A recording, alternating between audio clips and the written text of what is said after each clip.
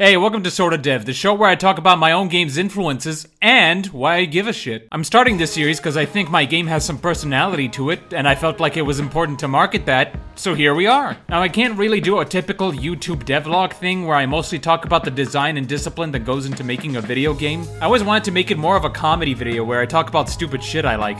You know, like my other videos. But if you'd like a more traditional essay about the game, then here it is on screen. Just remember to read it really fast. Wow, and that's just for the core gameplay. Look at all this text I wrote. What a fucking nerd. See, instead of using 20XX, I wrote down 20XY because it's funny. But also, this does imply that X and Y are different values. This also means that the last two digits in 20XX are the same number. So that means any game that takes place in 20XX can only be in one of these years. Why did I tell you all this bullshit? I guess so that you know that when I write for Hlev, I write from personal experience. Also, Photoslavs don't know how to open doors like normal fucking people, as demonstrated by Hlev and Tortino here. I don't know how she did that. Here to talk myths with you. Big myths, like the dot. Damn right, the dot. One thing about this game you'll have to know, or well, accept, is that I don't really go for the popular cryptids. You're not gonna find a lot of Bigfoots or Loch Ness monsters in here, as you shouldn't, honestly. I mean, most of the myth references aren't even from real life. They're from, like, obscure bullshit that was spawned from one game. As a 29-year-old man, I have watched way too many of these old GTA myth videos, but that just means I'm the most qualified person to make this game, okay? By the way, if Hlev saw this, he'd think it's Mothman, and it'd be probably the scariest moment of his life. The game starts up proper, and immediately the first screen of the game is a reference to some obscure bullshit. See, there's a video by Darth Dementius where he did a case on the suicidal photographer myth, and the dude just installed a bot that adds so much fucking grass that it lags the game. So I just brought a ton of grass here too. I mean, we also made the grass interact with you when you like move through it or dash through it. I don't know, maybe that'll make Fraps shit itself. I've lived 100 years before I realized that the tutorials in this game are actually Tortino talking to you through these speakerphones. A small tribute to a video I find funny. Some of you may even remember it. Here, let me show you. Carl, I will always be watching, or listening, or both. I don't know why the filmmaker decided we need to hear that clip 4 times, but it is funny. You know, there are original concepts in this game, it's just that this video is not about that. This is more about how there's obscure references everywhere for those who have the eyes to see it. Trust me, a lot of games do this. More than you'd think, actually. Oh right, this is a YouTube video. Well, Cane Killers, that sounds way too specific not to be a reference, right? Well, yeah, you're right. It is pretty funny to have such a common enemy be a callback to a thing that, like, 5 people know about. I think playing games as a kid that nobody talks about is real helpful when as an adult you have to design a full health pickup. These electric blocks are a nod to a game I made a long time ago called Spears and Spades. Not the first or last bad video game I referenced just in the first chapter. But you know, tributes to disastrous video games is actually kind of an important theme in this game. Now that you're looking at the background, now's a good time to announce that I'm a big fan of brutalist buildings for some reason. And so I tried to put a lot of that in my own game. Probably because I see a lot of locations in real life I think are neat, and then I put it in the game.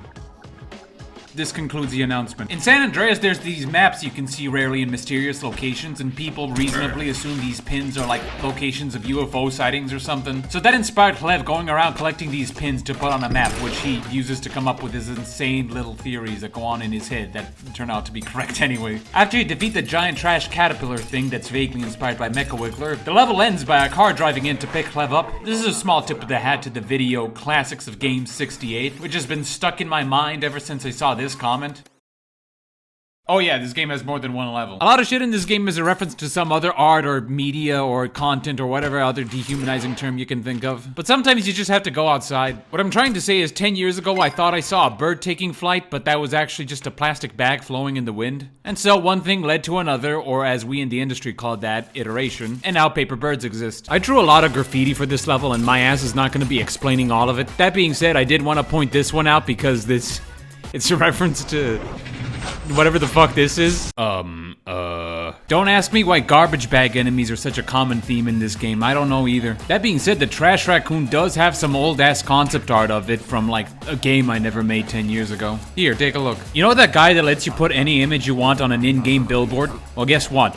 It's fucking Mothman. The fact that the bottlenecks are based off Slavic hooligans is nothing new, but this setup in particular is a reference to like old Polish videos where they like jump off a platform, I guess, or something. This was normal activity back then. That's right, even the level design is not safe from being a reference. This game is fucked. This graffiti here actually doesn't show up if you played the game before 8 p.m. This is of course a reference to the ghost graffiti myth. Same concept, a graffiti appears or disappears depending on in-game time. By the way, I think that happens because the daytime version of that wall texture doesn't have the graffiti, but the nighttime version does. Anyway, this is probably the only top secret I'm ever gonna talk about. See, I made at least 3 cartoons about Dante Alighieri and a talking woodworm, and he throws him in hell.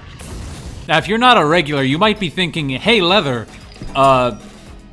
what? That's right, forced level in this myth hunting game. You figured it out. The menu UI is loosely styled after... Yeah, of course. Though I am taking liberties, of course. I don't want the text to display like 5 fucking seconds per letter. The glass birds were inspired by these things. Let's be honest, the glass birds are way cooler. They come from broken shards of anti-street lamps. I think I win. Mechanically, though, they're more inspired by... Yeah...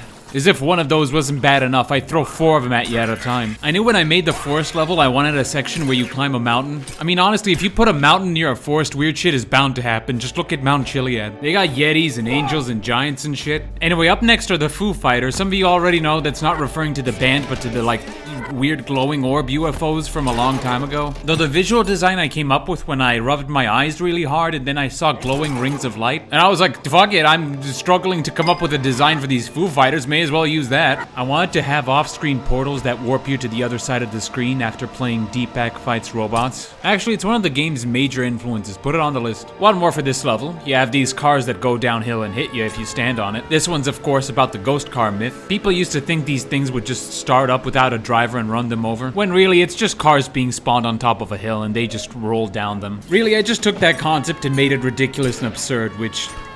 Yeah, that's my game, alright. Fucking wishlist button is at the bottom, gamers. And just like that, we're at the video's final segment, the Chapter 1 boss. Nothing too long, but you will be impressed by what this train can do. Here's a spoiler warning for what's essentially the final boss of this demo. If you want to play it yourself, it's in the description. Now, everybody loves engine number 9, everybody's favorite, like, machine, robot, train conductor that consumes things to become perfect. So just for you, here's some inspirations and influences for...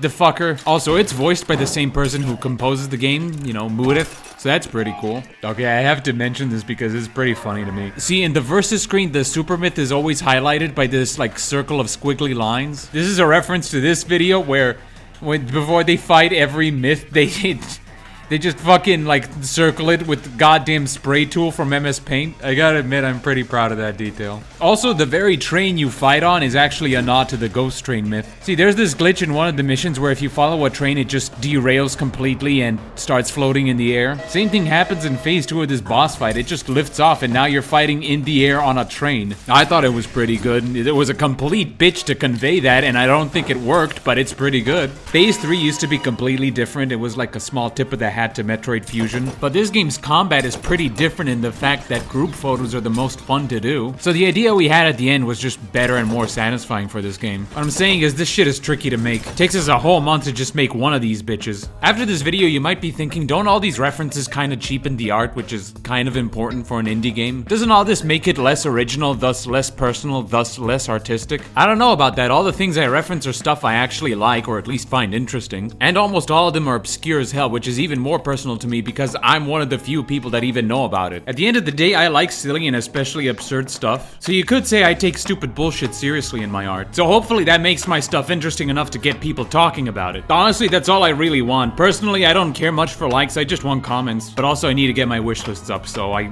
kinda care about that too. Thanks for doing the whole like thing with your eyes and ears and watching this video. We're currently on chapter 4, so the game is like over halfway done. Really hoping we can finish the game this year, but you know how video game developers are like. This year's a good number, honestly. Just as a number. Alright, thanks for stopping by. Also, next Sorta Dev Never.